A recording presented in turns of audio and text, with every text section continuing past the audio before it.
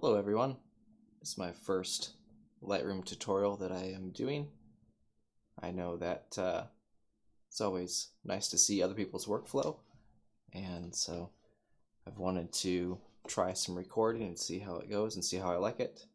See if I want to put stuff up on YouTube or do tutorials on Lightroom at all. Just quick tutorials, but to try this out I'm going to do a workflow. And I'll kind of just walk you through what I do with Lightroom. I just shot a family session last Saturday at the Jump Center, Jack's Urban Meeting Place downtown Boise. And so I'll be going through kind of my workflow. Let's get in.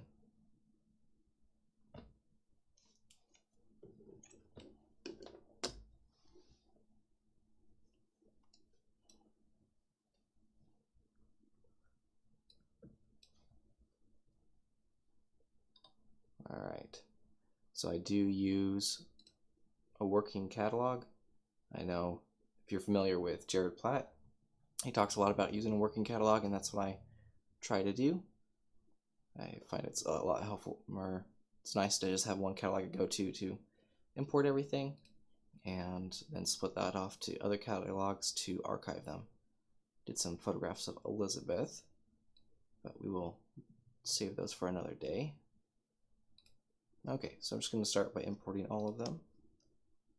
What I usually do is I don't do a second copy or anything like that. I'll copy those off later.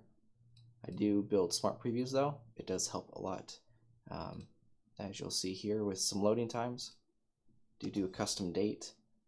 I usually do the year, and then the month, and then the day, and I can't remember what that was. 27th. And then it's Katie. Scott is her name. And family. And I'll do is I'll copy that because I'm going to use that for my folder names as well. I got a dedicated solid state drive, NVMe, and as I have it labeled there, NVMe.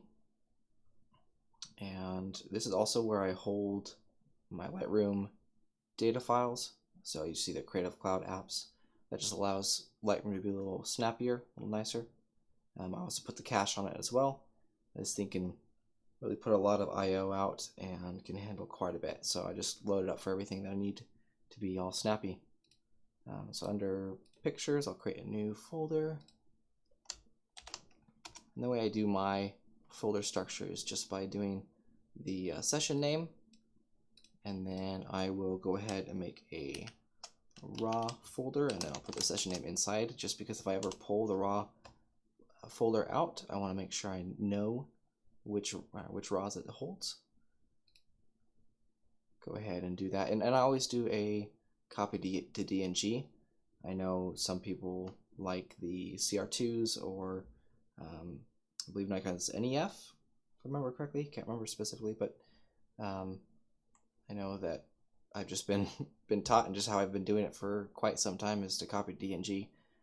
So just go ahead and want to uncheck all, and then since I selected the pictures that I want, just click on the little check mark to check mark those. You see none of the others are check marked. So I'll go ahead and hit import. As they'll come in though. Interesting thing about Lightroom CC, what I noticed is they first do a copy to the local hard drive, and then they convert them to DNG if you have convert to DNG on. In previous Lightrooms, what it would do is it would copy one file one file over, and then convert to DNG, or do the conversion on the fly as it's copying. Interesting thing about doing it this way is you get all of the data off of the slower CF files or CF card, and then put it on the hard drive, which is quite a bit faster in doing the conversion.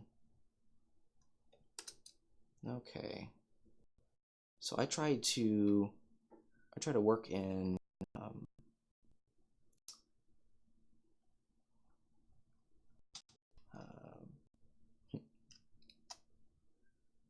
scenes, if you will. So I work entirely with one type of scene, and I just try to pick out the best photographs and then see if I need to merge anything. Someone's half smiling or blinking their eyes or something like that. And then I used to go through every single picture and like mark if it's picked or rejected. I'd like to try to fly through them just to make sure I don't miss any fun photographs, and then I go ahead and pick the best one. What's always nice about building the smart previews in the very beginning is I always like to rename my folder and use the smart previews, especially for reviewing the full raw file. You're not really looking at the full raw file, but it's good for just proofing. They're a lot quicker to load instead of the entire raw file, and they still look great. So we'll let that finish here.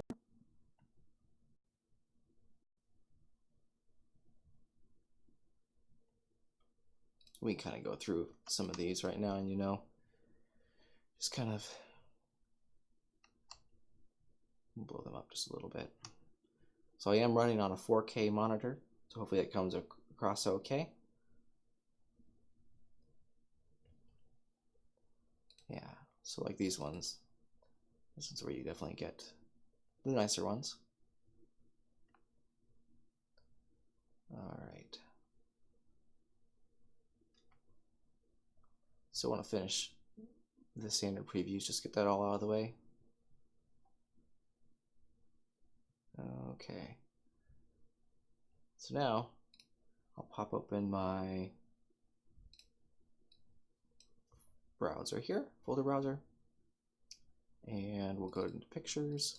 And what I'll do is I'll just go into the raw folder and just add a 1 to it.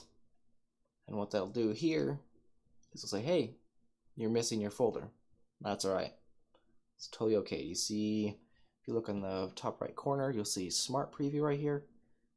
That is showing that I'm working off the Smart Previews, and that's exactly what I want, because as you fly through, even if you're in the Develop module, these load times can be really, really nice. As you can see there, just like straight over. So like that's looking really great right there too. So I'm just gonna fly through a few of these, make sure I didn't miss any fun shots. Obviously not over there.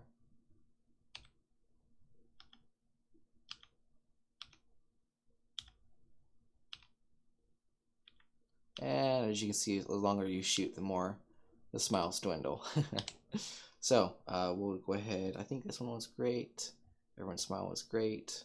And then we'll just pick that one, and then what I'll do is select the rest of them. And then if you hold down Control, you can unselect your picked one. You can right click and then set flag, rejected. What's interesting is if you just hit X like I just did there, it's only going to reject. X is the shortcut to reject a photograph.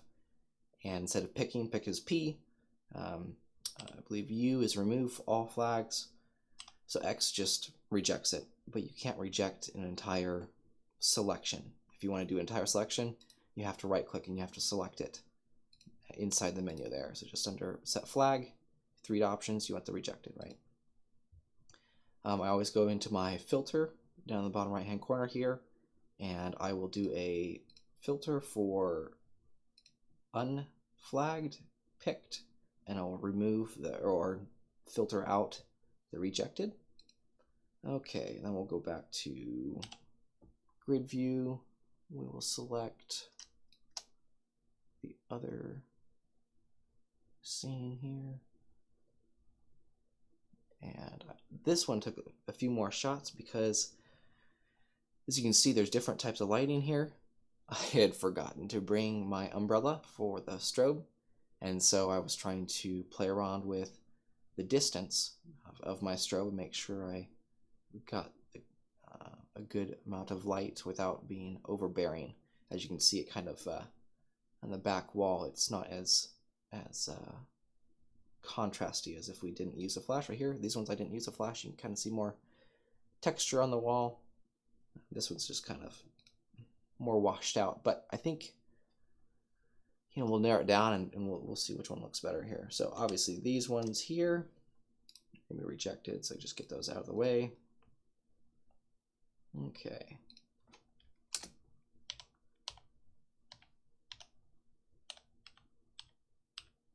You see these smart previews really just allow load times to be nice and quick.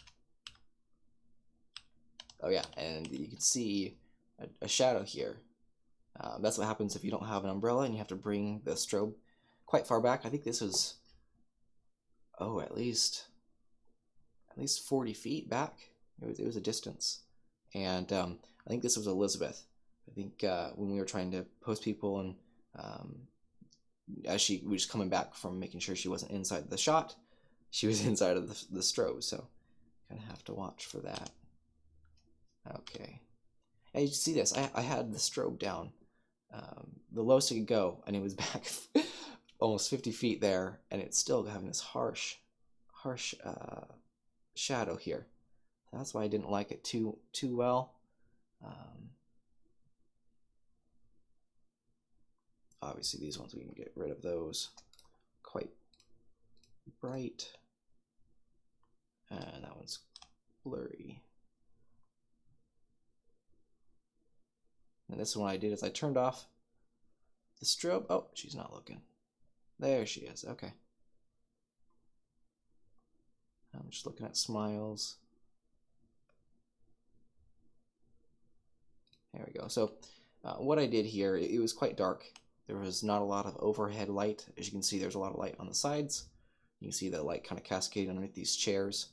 There's quite a bit of light, but not a lot of light on them. You can kind of see in the background, you see some noise developing there. I think, let's see, yeah, I was shooting at 1/50th of a second, which I shot quite a few. Thankfully, I was using IS lens, image stabilized lens, and so that kind of helped with the lower shutter speed. All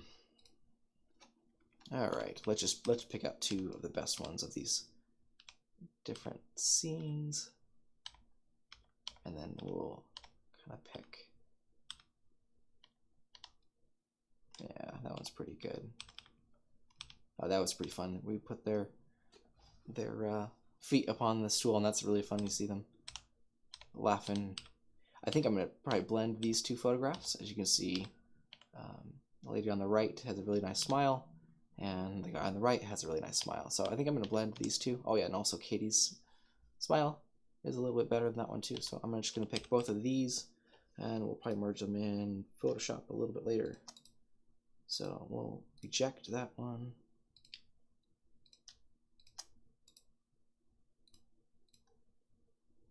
Okay, let's find the best one here.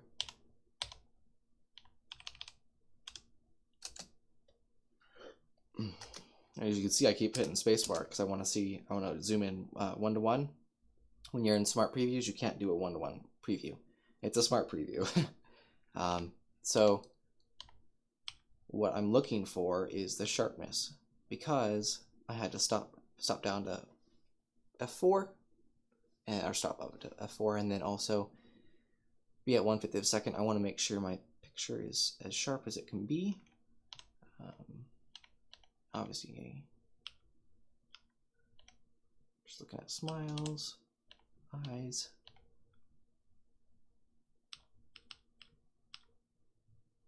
I think that one's going to be the best. Nope.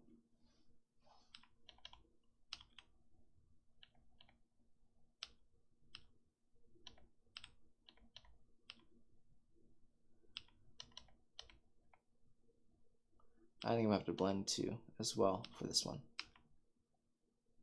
And that's okay. That one.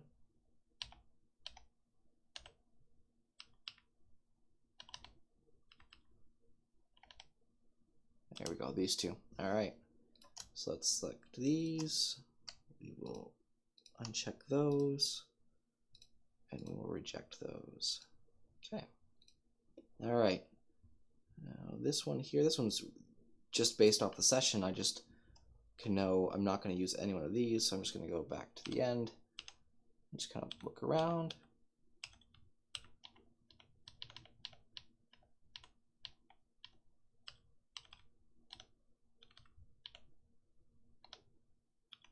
There's some nicer smiles there.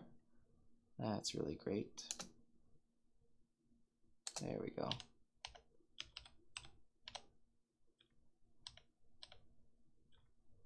Getting pictures taken of yourself, it really does wear on your smiles after a while. I always have to constantly remind myself to let my clients know, relax your smiles. Let's relax a little bit more, and then we can do a 3, 2, 1 and smile really big, because you're smiling for a good 4 or 5 seconds. It's just for every single one, and doing it a couple times. They can get quite tiresome. I believe in this one I told them to drop their smiles, just get them to not have that faded smile. Okay, let's go back and just make sure I reject these ones. Yep, so that one looks good. We'll select all these and unselect the picked one. Reject. All right. Okay, let's start about here.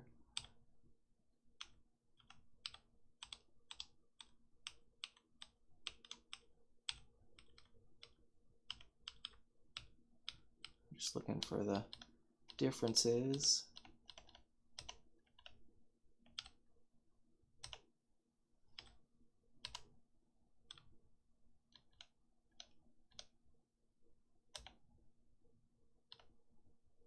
Also look for the wind too, right?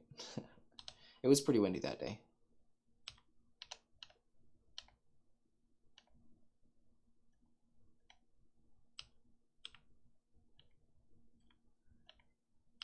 I think that one's the best one right here. Okay. So I did do a close-up version as well. Actually, I liked the sage in there, but I don't think that's gonna work. That's all right. That's all right.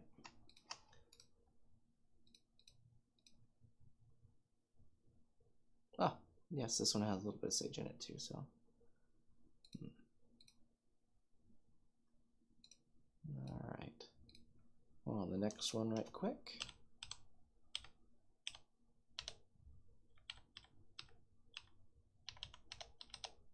And again, I think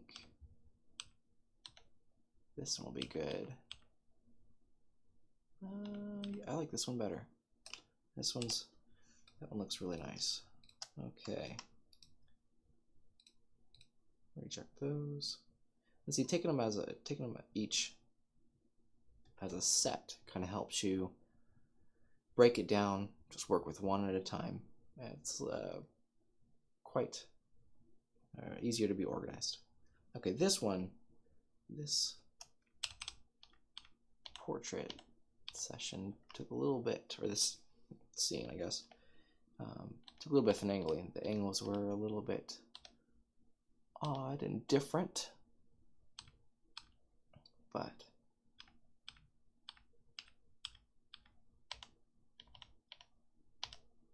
I think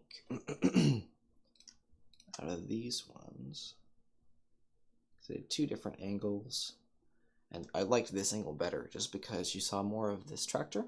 You'll see in the second angle that it wasn't as predominant.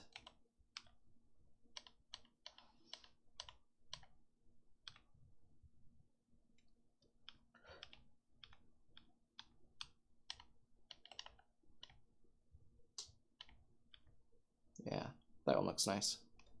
All right, so I'll pick that one, unselect that one we just picked, reject the others, and on to the last one. Yep. All right. See how fast these load? Lightroom, even though I talk about having a solid state drive, even just doing the smart previews really does help. Lightroom is fairly slow. It just is. It's not well optimized. Even though they have sped it up these few revisions. It is still slow. I remember working with Lightroom 2, and that was actually quite snappy and quite responsive. But I think as the files have gotten bigger, cameras have been developed to have better or more dense megapixels and just a better resolution overall.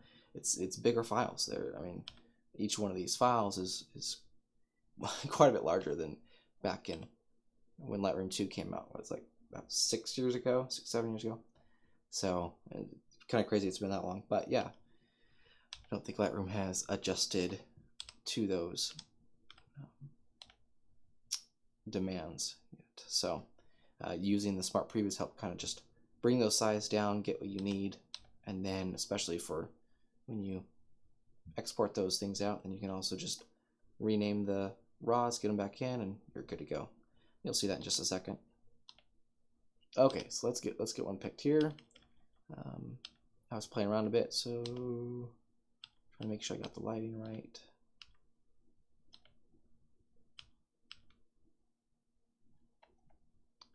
I think I like this one better. This one I have them off to the side.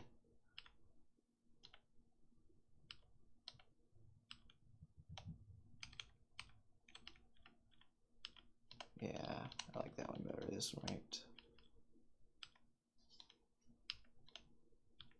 there.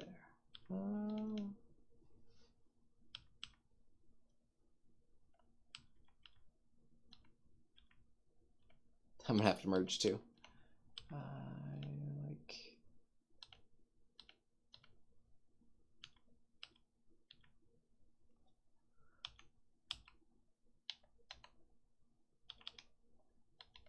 Okay. Make decisions here. All right. I'll take that one, and I'll take that one. All right. So we'll deselect those,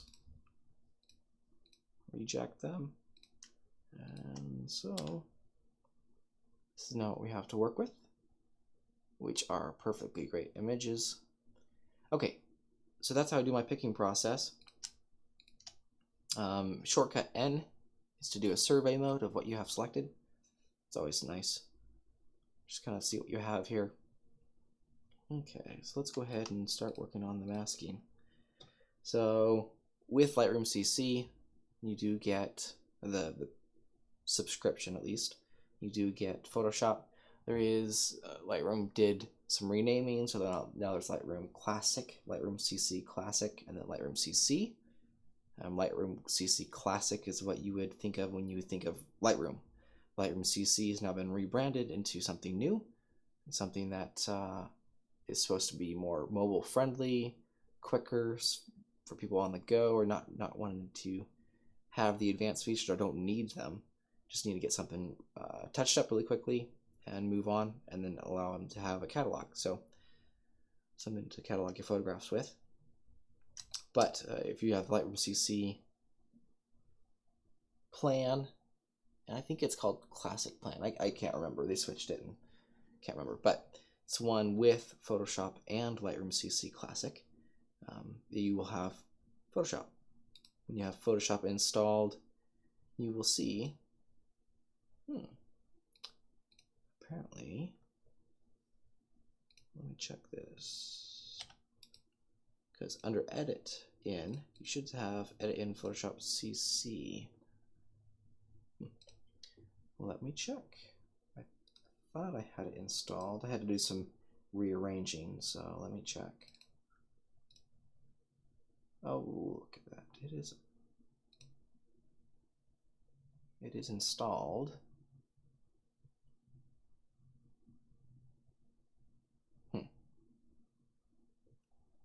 Now that I have it open on the other, that's interesting. Well, you'll see some some troubleshooting here. Let's see, because we've got under the preferences, should have external editing.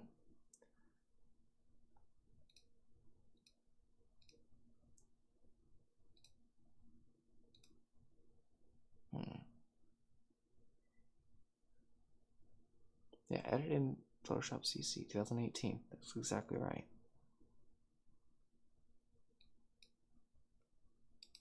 Oh, I know why. Duh. It's because I have it set to Smart Previews. So we'll go back to File Explorer, rename this back down to 1. That should be able to give me the, there we go. Haha. Well, there you go. We'll edit that in Photoshop. We'll just add all of them. All the ones I have to merge. Those ones I didn't have to.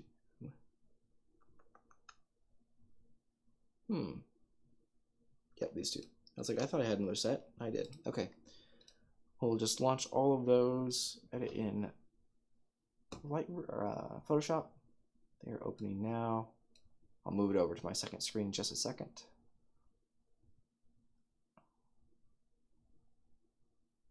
You know what? Forgot about one thing. Usually you'd think of exactly what I thought was, hey, you should merge them in Photoshop first and edit them. I've done this a few times. I'm not sure why I thought about doing that again, but I found out that especially when you're working with RAWs, you have a lot of flexibility on color correction, light correction, or exposure correction if you want to be technical. And once you kick them out into Photoshop, you lose all of that flexibility. So especially if you're doing like HDR, if you shot HDR or photographs for an HDR, bracketed photographs, and you don't edit the white balance first, it can be a pain and it can look really bad. So I've always found out the hard way, I should say, that you should edit at least the white balance and the major exposure corrections before you do any type of merging. So I'll just run really quickly through here. What was it? Oh yeah. So you can see on him here, you can see quite a bit more light here. So actually, what was I gonna do here? These are kind of two different, fundamentally different photographs. One is more of a portrait and one's kind of a fun, they're all laughing portrait. So, oh yeah. Okay, I see what it's gonna do. All right. I was gonna take her smile here, her fun smile, and add it in with everybody else's fun smiles. Okay. All right, so what I'll do, so I'll land some noise reduction on this. We zoom on in. There we go. That's looking pretty nice. With 20 megapixels on a full frame, you can usually get it pretty smooth looking when you have your ISO. I mean, I have 8,000 right now, so 60 has pretty good noise reduction since it is full frame.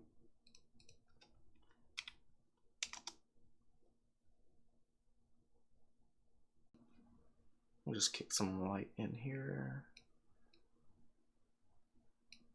All right.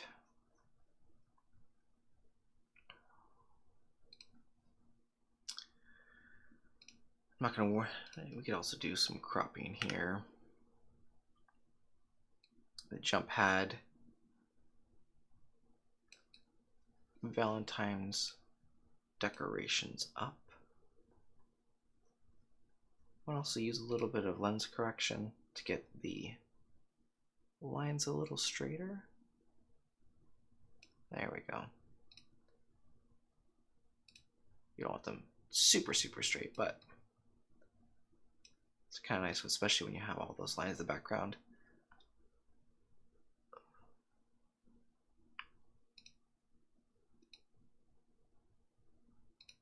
You see how much slower it is to load these photographs when they're not in the Smart Preview? One thing to always have checked when you're doing any type of distortion correction is this constrained crop. Well, it doesn't undo it, but if you saw, if we go back in your history panel, we go back to before constrained crop. You can kind of see back down in here, you'll see some white down in there. We don't want that. We don't want that. So just constrained crop. Good to go. What you're seeing here, you can even see it when I go into the crop panel. You can kind of see this white space up here. You can see where it's kind of molded the photograph, kind of bent it, squished it a little bit in the centers, stretched out on the sides. So it's no longer a square, it's like a square with pointy edges.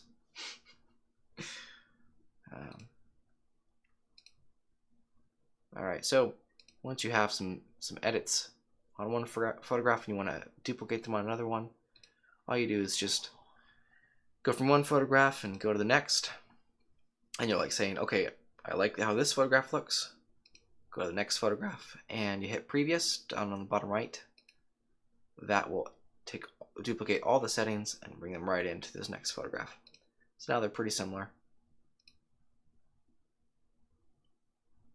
You can see this one's quite a bit. When I added that light, it actually balanced out the strobe quite a bit.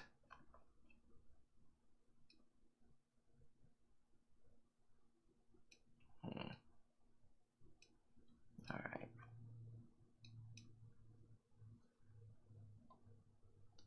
Yeah, I'm trying to figure out how to... Yeah, I was going to say how to get some contrast. And bringing those highlights down actually do a fairly good job. I'm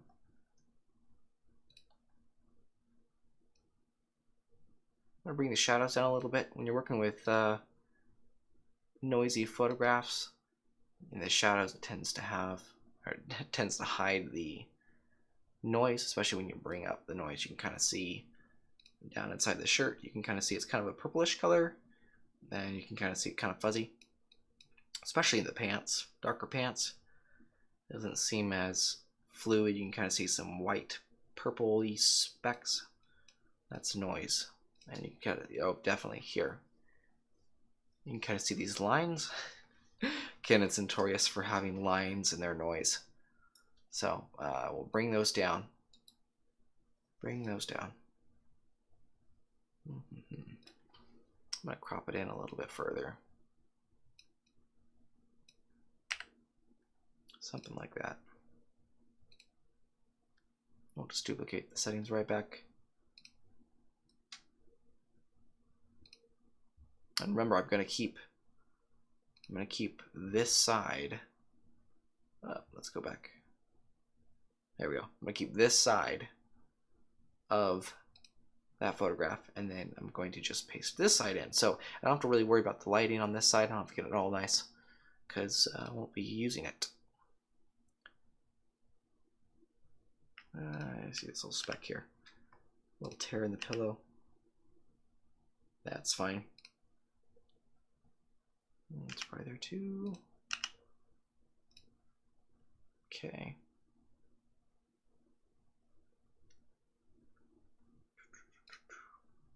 Now on this one, I'm going to add a little bit of warmth. See, that's what the problem about having this strobe without a umbrella to diffuse that light, man. The shadows are just killing me. They don't look so great, but we'll do the best that we can here. I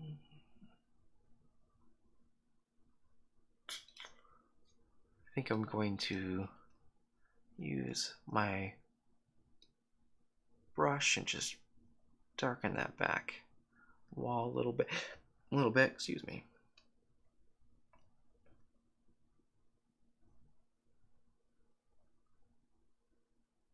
Also kind of hide the shadows, I just noticed. So that's kind of good. Now, there we go. Just kind of touch the light areas here. Kind of let them melt in the background.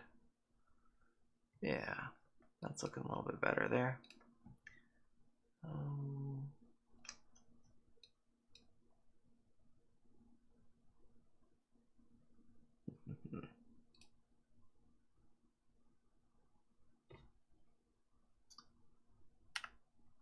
This one's off by a little bit. Uh-oh, it's jumping around there.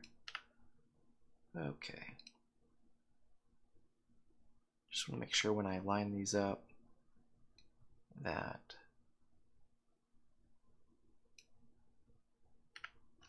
that's crooked now.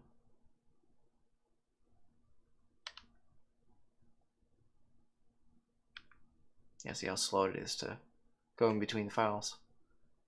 And these files are roughly, yeah, 20, anywhere from 19 to 25 megabytes ish, roughly, in size. So nothing too, not a small file.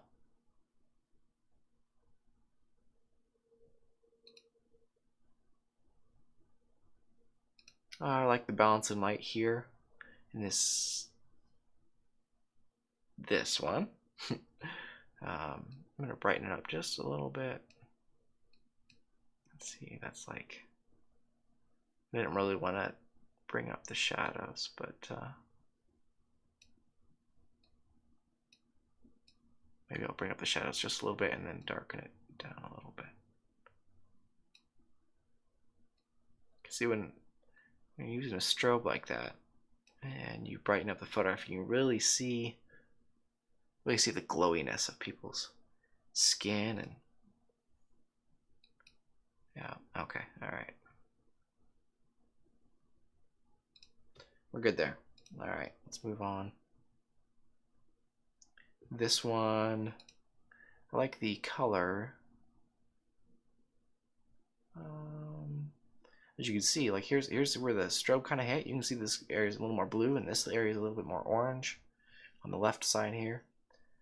We're gonna just touch that up a little bit of blue, and then we'll just kind of get this straightened out here.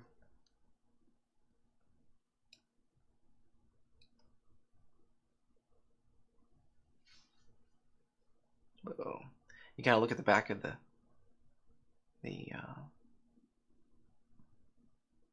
fireplace there. Kind of match the colors there.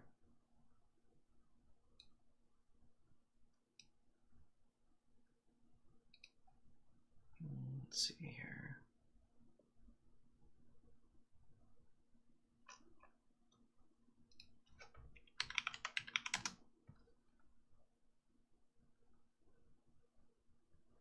Sometimes what I'll do is, if you get in some weird colors and stuff, especially when you're working with a couple different lights, just bring the vibrance and saturation down, and then you can always bring the saturation up of different parts. But I think I'm just going to add some color to it with some split toning, just a little bit, just to warm it up.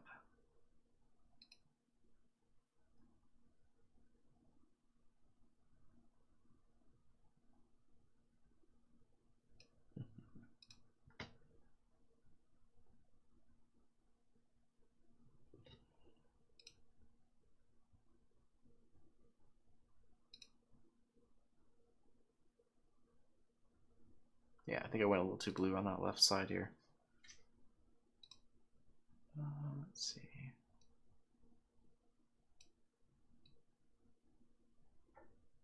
Add a little bit of green to it, just because I'm noticing some red color. All right, that looks pretty good. That looks pretty good. We'll keep that for now. I'm gonna bring, just because I know I'm gonna bring her over. On the left side, I'm gonna just take the whole photograph and edit it so that she is looking a little closer to the second photograph.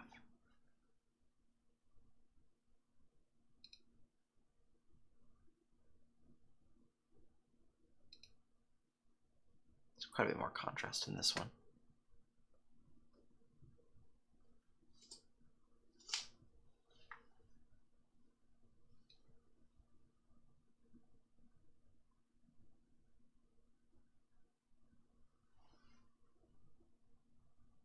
I don't know, I think I like her out there.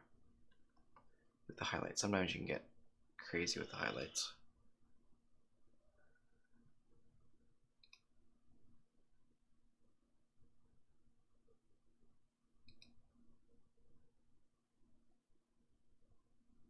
Yeah, that should be good. We'll see how it comes out. All right, just need her face, and she's sitting really still, which is nice. And so I'll just barely just take her face out. So, yep, that looks good. Okay, actually I'm gonna just touch up this little area right over here where I had this darker area. I think there we go. All right, cool.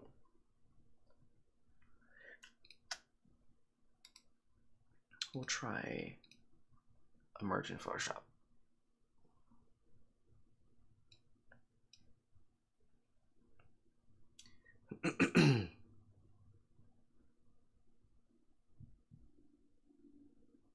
Okay. Z for zoom. And click. You also right click and fit to screen. That works too. Same thing, fit to screen. Okay. So I'm going to go to here. So I'm going to take this one. Yeah. Okay. Take this one. We're going to layer from background on this one because actually I just want to duplicate that layer. That's what I was trying to do. But this is fine too. That's fine. Now what I'll do here, since I pulled it up, I'll take this one, right click, and we'll duplicate layer, and we'll bring it over to 41, which is this next one. And I have 2 layers here. See 2 layers. 1, 2. Alright. So what I want is that one. So you see the one I had to hide is the one I want most of. And then what I'll do is I will actually take that back. This one, which is on the top, is the one I don't want most of. So I'll bring that in the back because I just want to erase a little bit of her face and have her come through on this other side. So I'm going to take one layer, bring the opacity down to like 40%, and then we want the move tool, and then you can just grab a photograph and select the one in the background.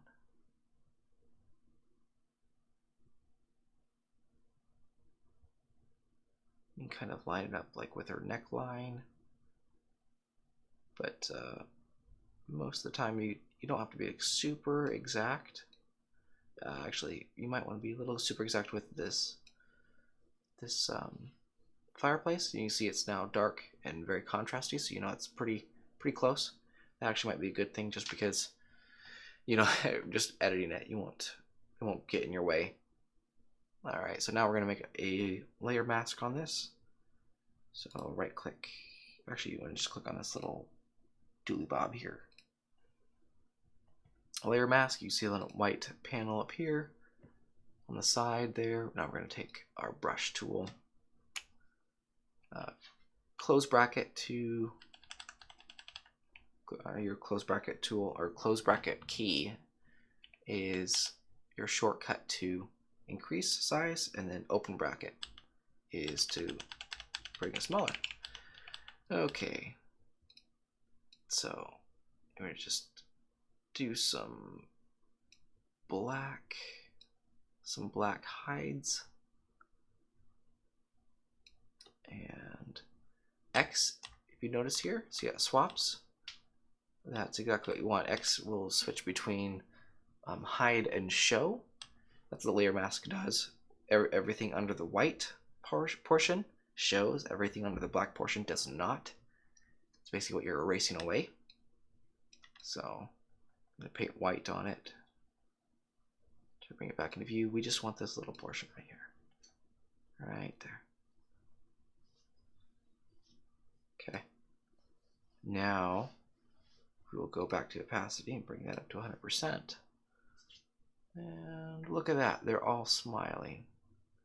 Super fun family.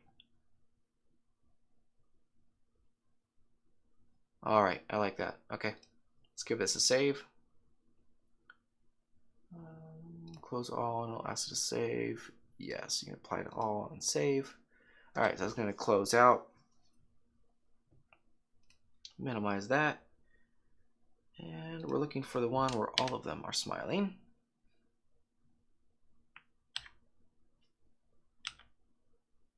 There we are. Look at that. It's such a nice photograph. Take the other three, reject those, get those out of the way.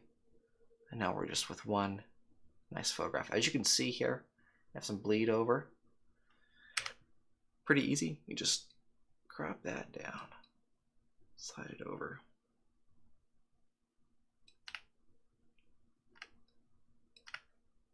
There we go. All right, so on the next one, this one I went ahead and turned off the strobe, and it's kind of overexposed there, but I wanted to see if that would be any better.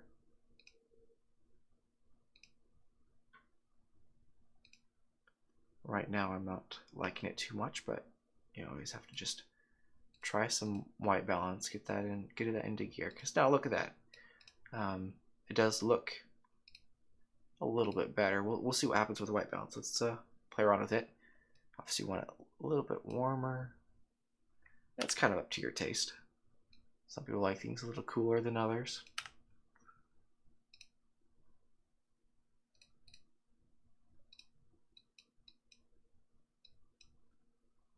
Yeah, see with this, I even shot with a lower ISO than the other one, but I brought down my shutter speed quite a bit. Compensate for that.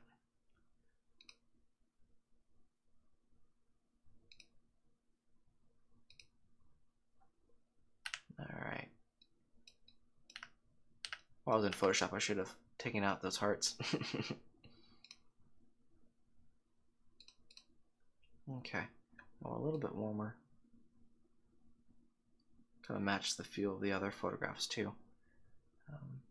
That's one thing that kind of makes a nice set of photographs, is if you kind of make them look similar. Yeah, I'm kind of liking that. I like the light a lot better. We'll bring this highlights down. We can even introduce some contrast.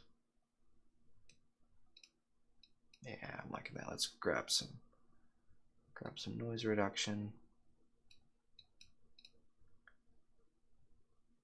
Okay. Yeah, I think I'm gonna get that distortion out of there. There we go. Yeah. Constrain crop.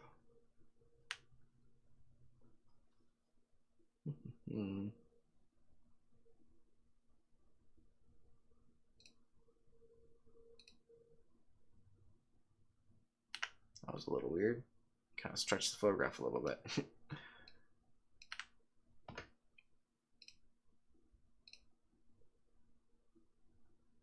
Yeah, that color looks nice. All right, I'll give that a, just match the photographs there. Oh yeah, that's pretty close. That's pretty close.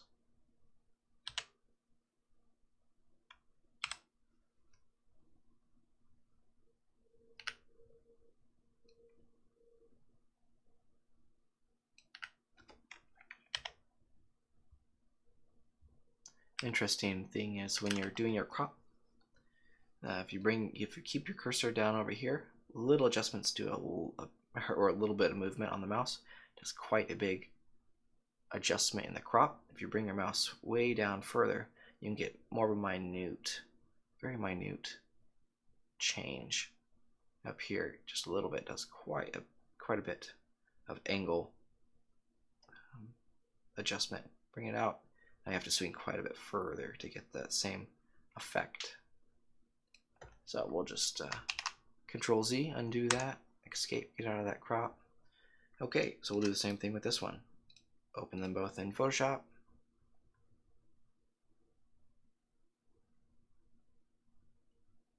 Okay, blow that up. Z for zoom, right click on photograph, fit on screen. We want this one. This one's great. We just need her looking at us. She's looking off on the side there. I think there was a family over in that corner, but it's all good. We can do this. Duplicate to the second one. So now we have both. We want the majority of this one.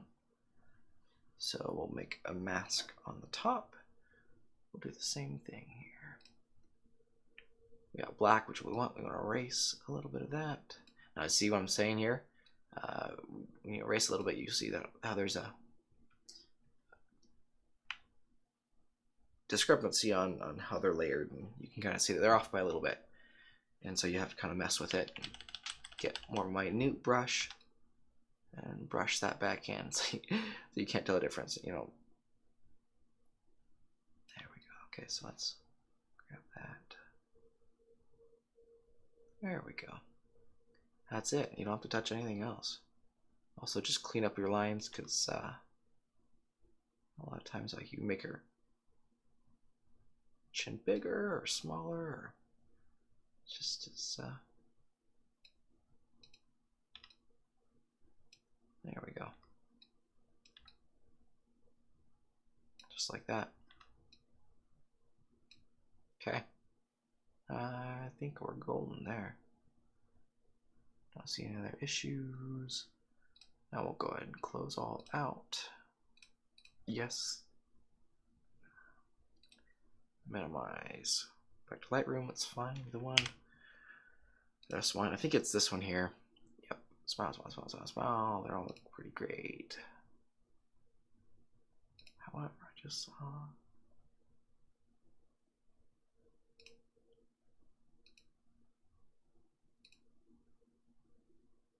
Yep, yep, this one's the best. So let's select all the other ones. We'll reject those. Okay, yeah, so if you look at these two,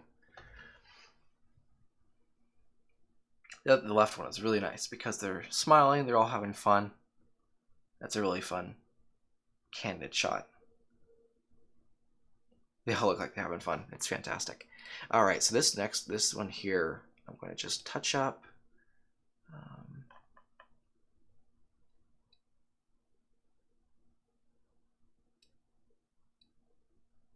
I should have actually, you see that?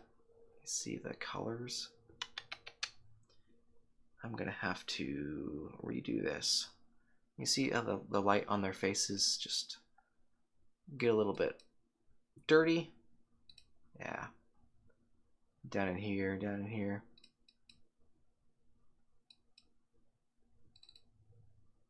I want that to be a little cleaner. So let's redo this. We're gonna go back, back, back.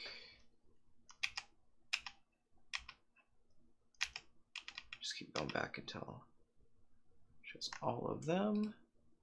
Okay, so now what we're looking for is when you edit inside of Lightroom, I have it set to TIFF, and so we're looking for the DNG. Now with the DNG, we want to pull that down even further, make that lighting a little bit better.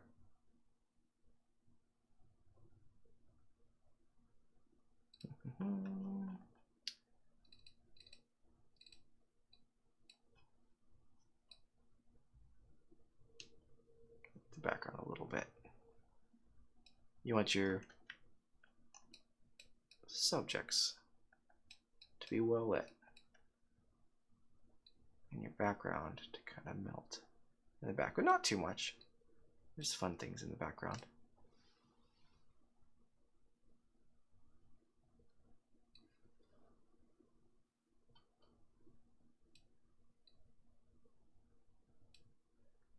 There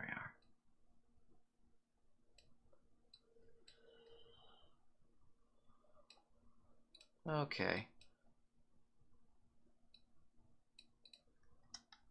Oh, you know what? I was editing the wrong one. Oh well. They were pretty close anyways. So I'll just do that and previous. And in a second, sometimes it takes a bit, sometimes you have to click it again. There we go. Alright. That's quite a bit better.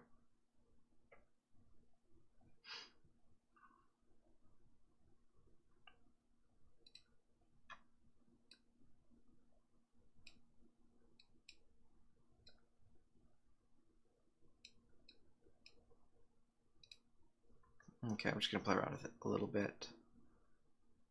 See how it might turn out here.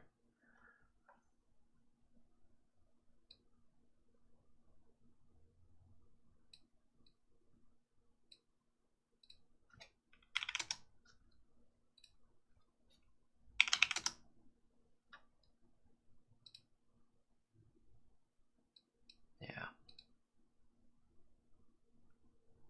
That's looking really good.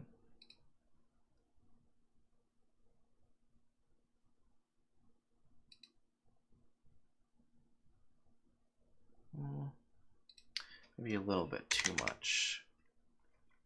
I'll do saturation, but no vibrance. They are a little bit different. Control different things.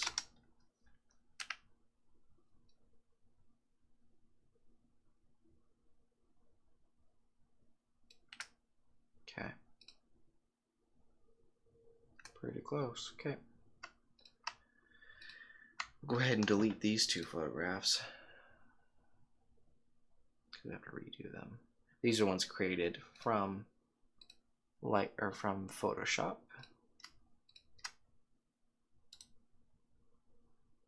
Oh, they're off by a little bit still, yeah.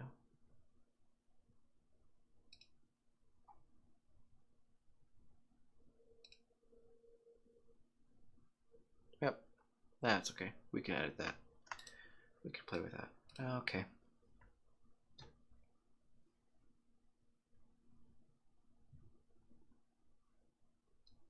Alright, Z. We'll wait for it to load.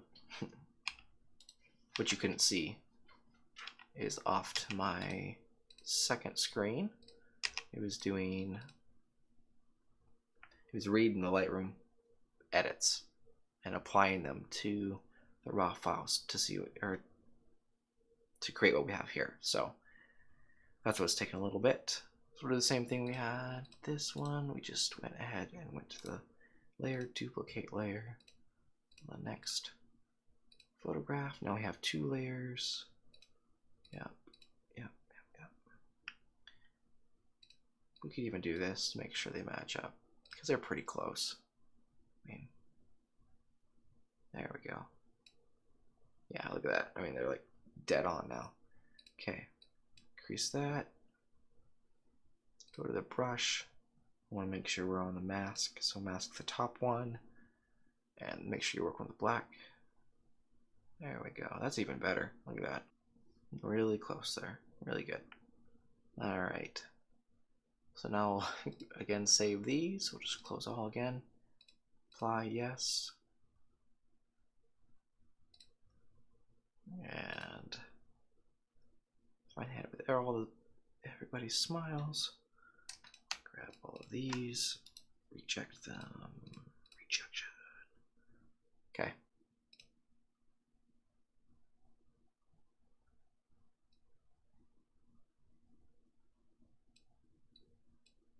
I don't know, I just thought maybe some more contrast and I don't know. Faces are too glowy. Maybe I just touch them up just a little bit. Let's bring them down just a hair bit.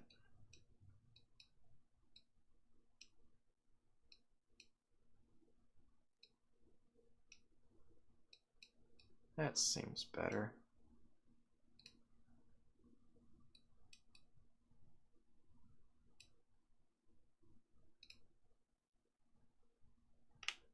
Yep, okay, so I'm going to crop it down just a little bit.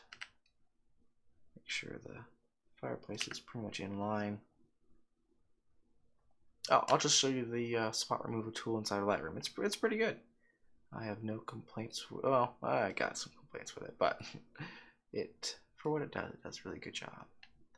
And this might be one of those times where, see, what's interesting is because I cropped it down, when I put in the little spot removal tool to remove that, I have to put it up even further to capture all of it. And the reason why it bleeds over is because you have it set to heal, which it tries to blend in. So there we go. For this next one, just make sure you offset a little bit, make sure it kind of blends with the territory, and that way you doesn't look like it's out of place or there's duplicates all over. There's the same swirl over and over and over again. Well, guess what happened there? Okay, I'm gonna have to find that. There we go.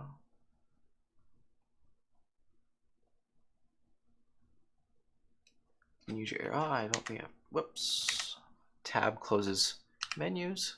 Q is the shortcut to spot removal tool. We'll have to grab some extra up at the top here. And might have to go up even further.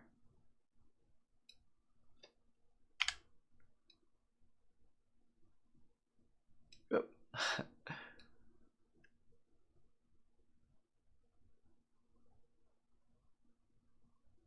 Keep moving around until it looks good. There we go. You can kind of see a little bit of edge. I'll take that out.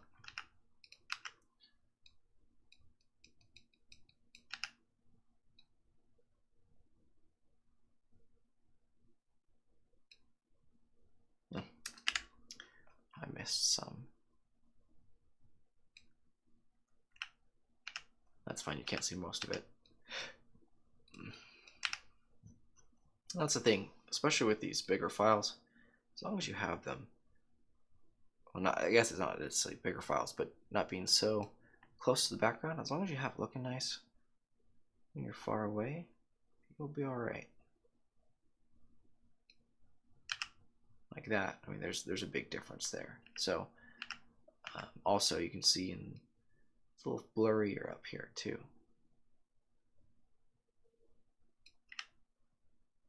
There we go. Whoops, it's off by just a little bit. You can use your arrow keys to kind of just guide it in place.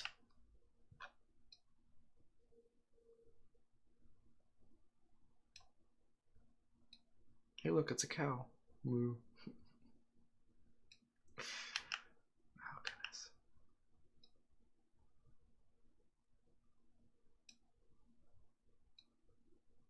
Okay.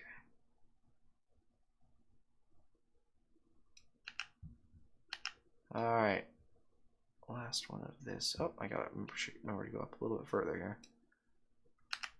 Okay, look at that.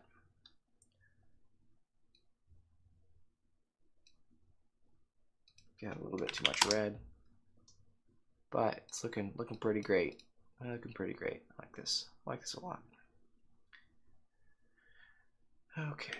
Oh, I see a spot on the wall. It just looks inconsistent, so I'll grab that. Okay. Looks good to me. Crop it down just a hair bit.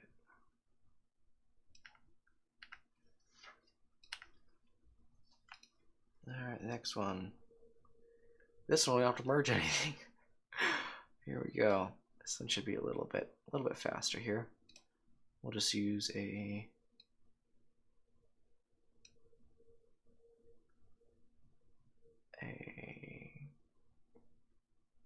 gradual filter, graduated, whatever it's called. We'll basically balance out the light. That's all we're doing. That's all we're doing. Okay. We will add some contrast to that. Maybe get the blacks to pop.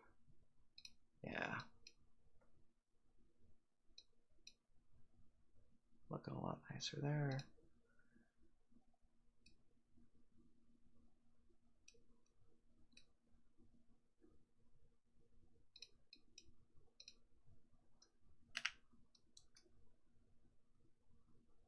Thought I could see more of the sign, but I have like thought big. Who thought big? They did.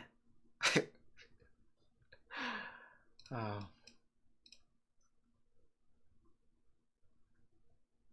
Okay, I'm trying to find. Oh. Trying to find noise. There we are. Okay.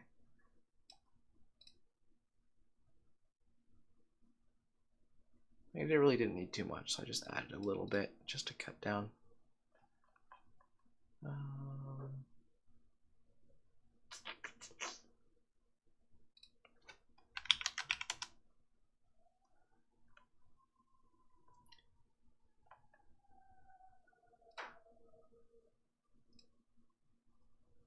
It's a little bit too much.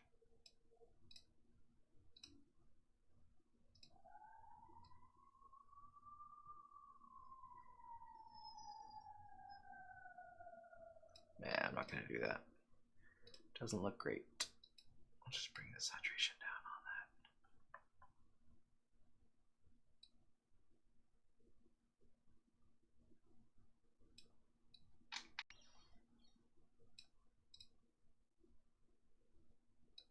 on that. Yeah.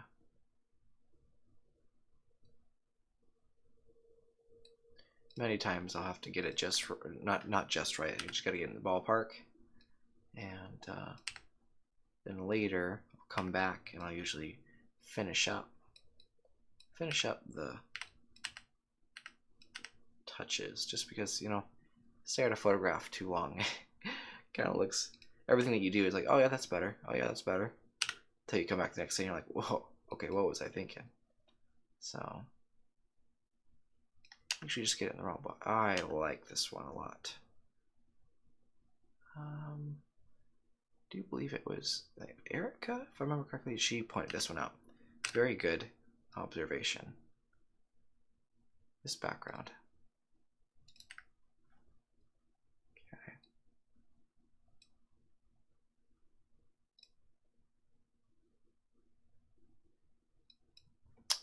This one's a little fuzzy.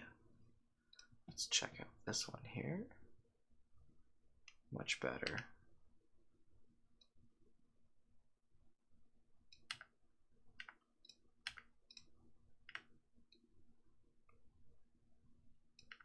Okay. Let's get the crop down a little bit since it's meant to be tight.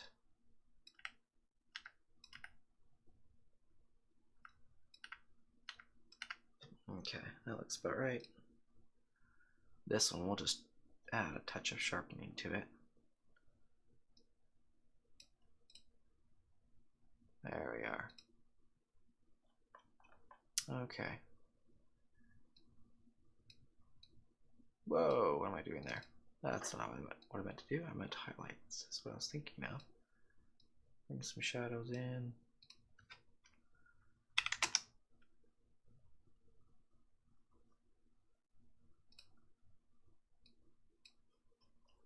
Get that. Let's see if I can, how this looks here. It's probably a little too dramatic, but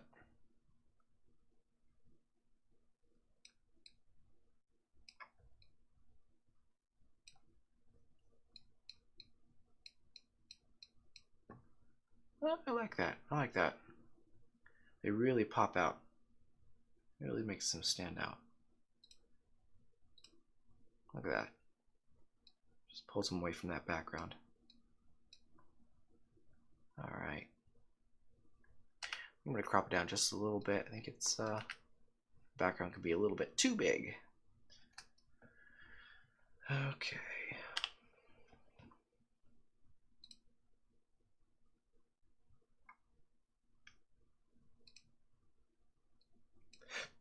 Excuse me.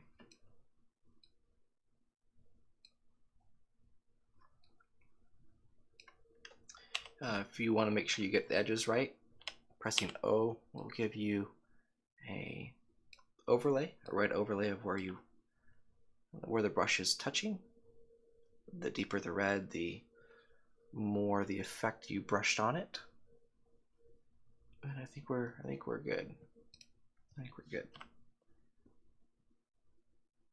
you do have to have some bleed because right, you're changing the light structure, and so if you have a really dark background and they're just like super bright, and you can definitely tell there's a lot of light on them, wrapping around their faces, their hair, it just doesn't look natural. And so that's why sometimes you have to bleed on them just a little bit with your brush. I'm gonna bring down the flow just a little bit, and then grab her shirt or sweater there.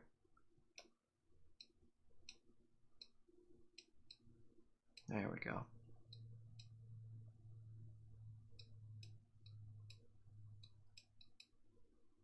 Yeah, I like this photograph a lot. Okay, next one.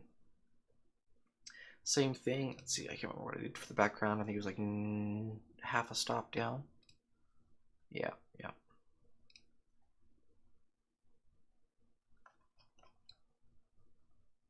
All right, bring the flow back up. As you can see, if I put O, you gotta see how it fades, the red fades. That's all right. We'll just get the corners right quick, and then we'll go back to this view and get them all.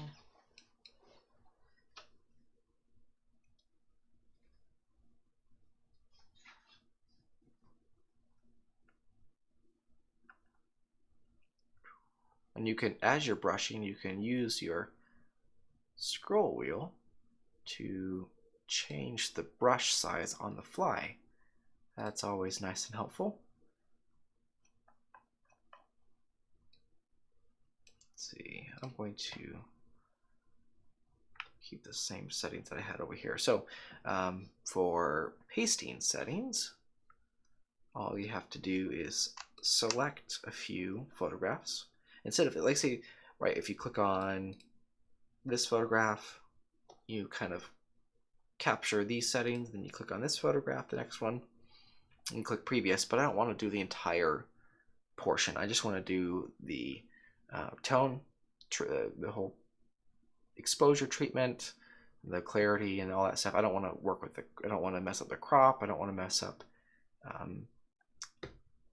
some other things like the. I think I did whatever. I just want to make sure the lighting and the white balance is on. So you select the photographs that you want to be inside of this. Select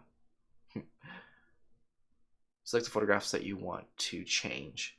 Click on the photograph that you want to use as the primary and push all the settings from that primary to the rest of the photographs. Click on sync. Dialog box will come up, and you can select which settings you want to sync across the entire photographs that you have selected. So white balance is something I want. I don't want any of the else, and I could just even check none, white balance, and basic. That's about it. Okay, we'll check on the other one. There, much better. Okay.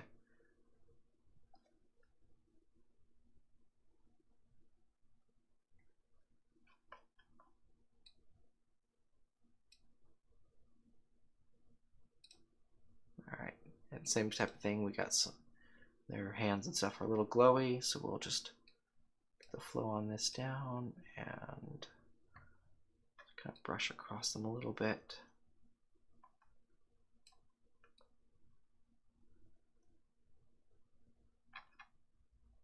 And that glow you're also seeing is from the strobe. I'm not sure if you can tell that or not, but I had the strobe on this one as well. But you can kind of see some light under their eyes, and just down over here, it's just glowing outward, and that's the strobe just kind of giving a little bit extra pop of light.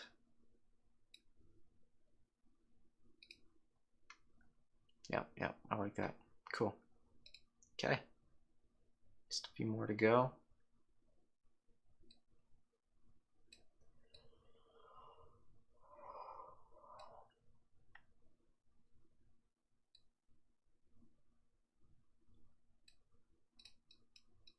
Just gonna try to go through these ones here.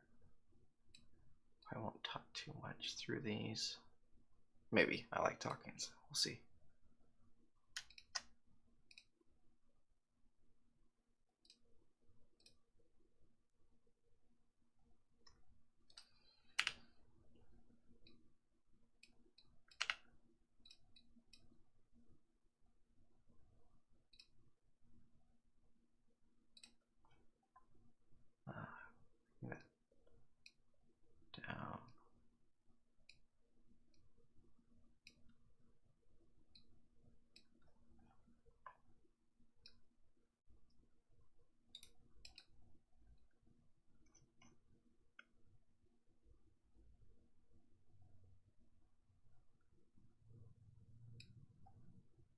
Oh, well, something you have to watch out for is your flow on your brushes. Sometimes you can have it on a smaller flow, less dense, and it kind of can throw you for a loop.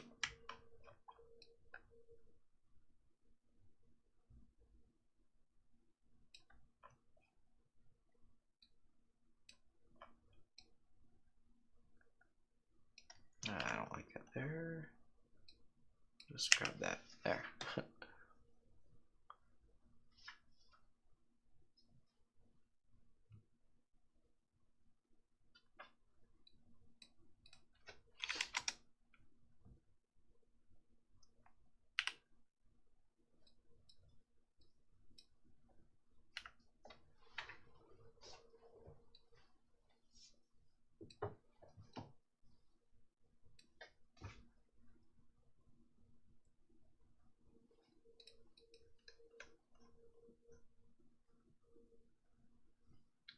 I'm looking for noise reduction.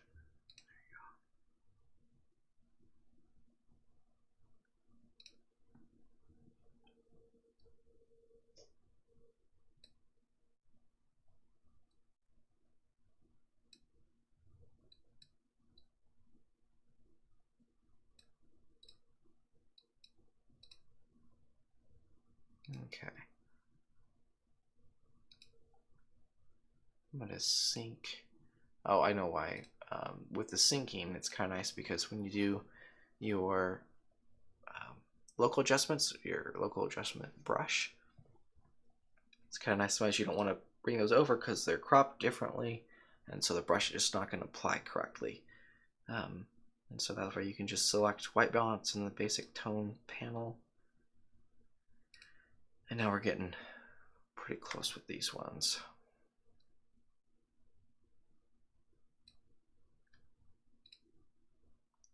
That's right, I forgot I need to merge these two. Okay, so remember, don't merge them until you get to the lighting right.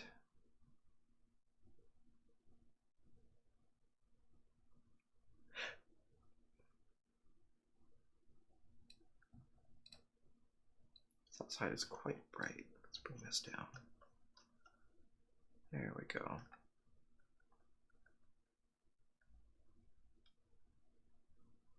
Maybe too much on the tractor here, so.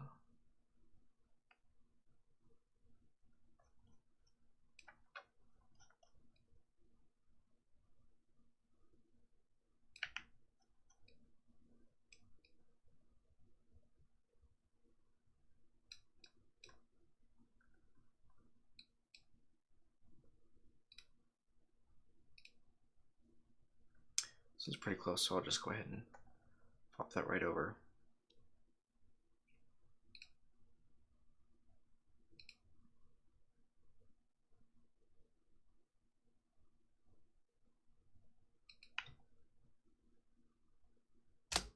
Oh.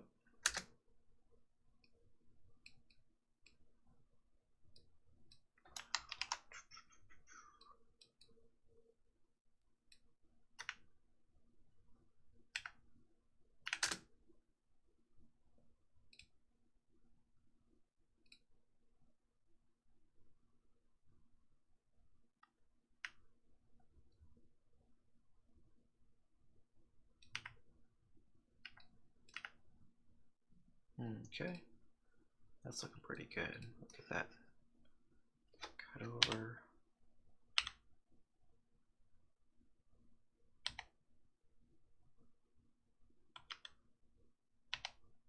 Yeah, again, so lesson to be learned. Don't forget the umbrella, strobe umbrella. Really makes a difference.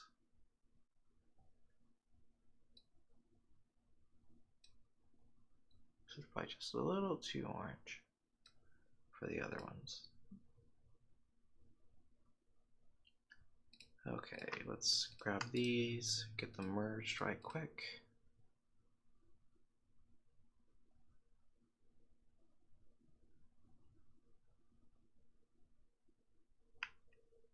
There we go. Fit the screen, grab the other one. It just makes it easier for me to see. Okay, Now, this one and that one, we just want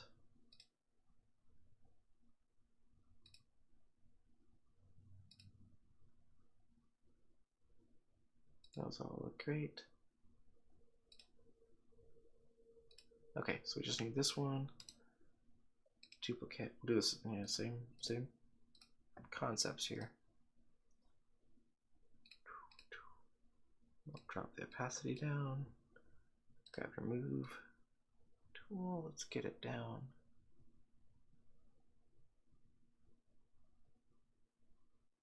That's pretty close. All right. So now make the mask. Bring your opacity all the way up. Get your brush tool, and we're actually probably gonna do. We'll see. We'll see.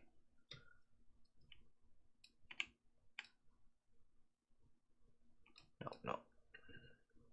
Everybody else. That's right. So we're gonna just mask it. We're basically gonna do a reverse mask or inverse mask. Okay. So we have this one. See, now that we have the entire thing masked, all you can see is the bottom layer.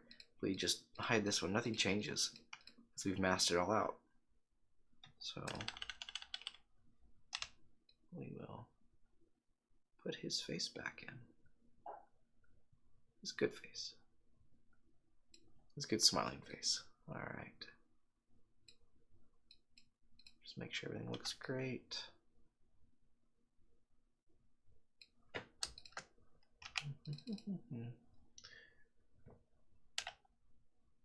Sometimes you have to bring your hardness down a little bit, or bring it up, I should say.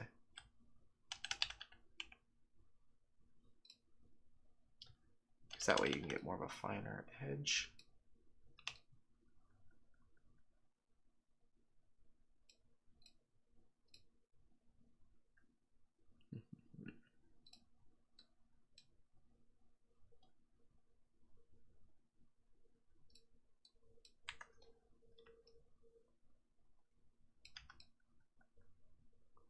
Just kind of have to play around with it a little bit. Just play around with it a little bit and get it to look great. Once you do, you got it.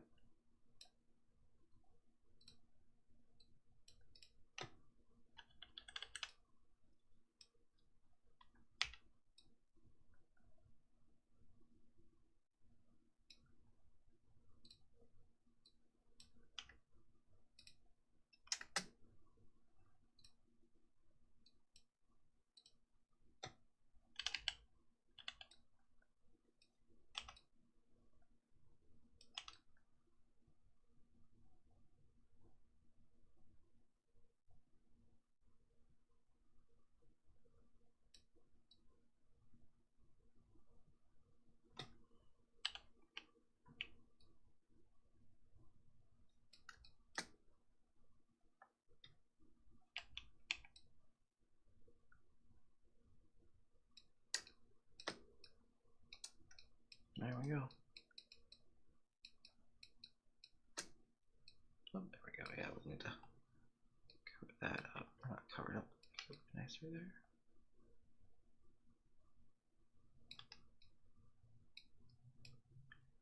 Cool. Just make sure there's no overlap with things. Fit the screen and kick this out. Oh, close all. Yes, save. Double check. Again, it probably is this one here. Everyone's smiling nicely. And reject those. Awesome. Okay, let's get some contrast in there. Get the darks down.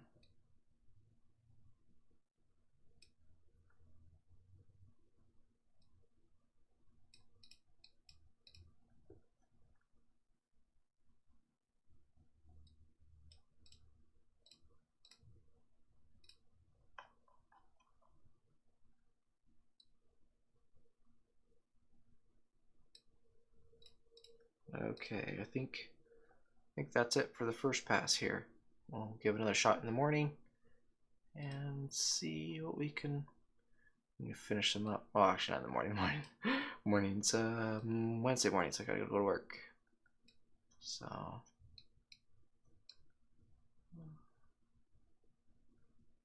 There.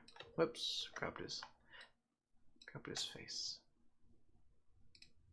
Okay, so here's the first pass on all of them. And this, like, I don't think I edited this one actually. But it's pretty close. Just gotta do some white balance here. Actually, let's just do that real quick. Let's just go like that, bring it down in.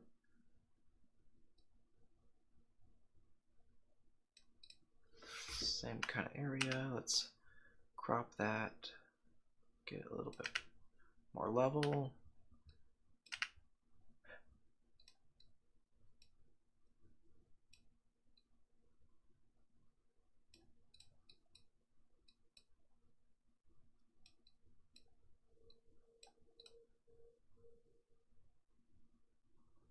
Yeah, something like that. That'll be good for the first pass there.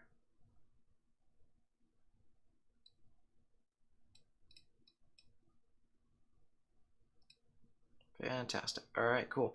Let's look at those one more time. For the first pass, got them all done.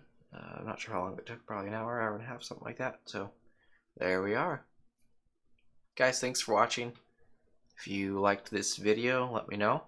If you like my content, or at least like what I've been doing so far, let me know and see if I can polish this up, or if you want to see something different, like more detailed tutorials on small things, you know, just short little videos.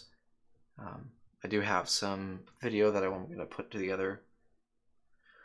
Just see how I like it. Just kind of the first go around. So go ahead and give me some feedbacks, and we'll hopefully see you in the next video. Thanks.